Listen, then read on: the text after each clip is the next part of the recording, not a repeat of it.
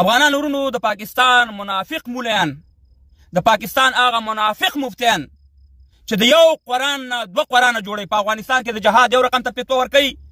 هغې ته جهاد وایي، او په پاکستان چې کفري قانون دی دلته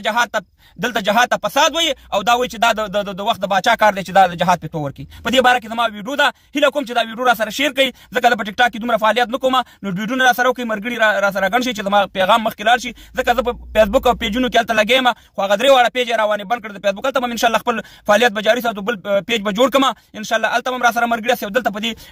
ټیک ټاک کې خیر دی ګډه مډه زه نه کوم او نه بل شی شته دی، د یو مبارزه سمه تخکاري شیر کې نه ښکاري مې دا کوي. افغانان ورونو همیشه د پاکستان هغه موږ ټول مولیان نه ښیو، هغه منافقین مولیان مفتیان په افغانستان کې قرآن یو رقم ته ترجمه کوي، په پاکستان کې بل رقم. اول لازم د دې لیکل د اردو کې د سره دا کوم دا وګورئ ښه. ریاست پاکستان के खिलाफ मुसल्लह कार्रवाई हराम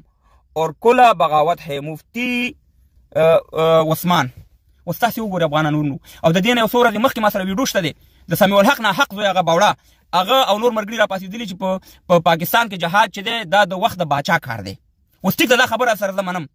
خو دا راته ووایه چې د شهید داود خان په خلاف په 1904 کې تاسې ولې پاکستان مولیانو په افغانستان باندې د جهاد فتوا ورکوله؟ هغې وخت هم داود خان چې و د وخت باچا و، دا خو د هغه کار و چې هغه د جهاد فتوا یې ورکړې وي. او همداسې د ترکي په خلاف، همداسې د حافظ الامین په خلاف، همداسې د ببر کارمل په خلاف، همداسې د ډاکټر صاحب نجیب په خلاف، همداسې د اشرف غني صاحب په خلاف، همداسې د کرزي صاحب په خلاف باندې تاسې ټولو په دې مدرسو کې به هم دا د جهاد فتواګانې په هغې ورکولې، خو هغه هم د وخت باچیانو کړې، ولې هغې باندې ولې د جهاد فتوا ورکوله او دا دلته هم خلک دا کول پوهول چې ورځئ افغانستان کې جهاد کوئ. نو قرآن تاسې دوه رقمه دا اصل کې تاسې قرآن منئ نه. افغانان ورونو دا هغه منافقین مولیان دي، دا هغه ولدنا د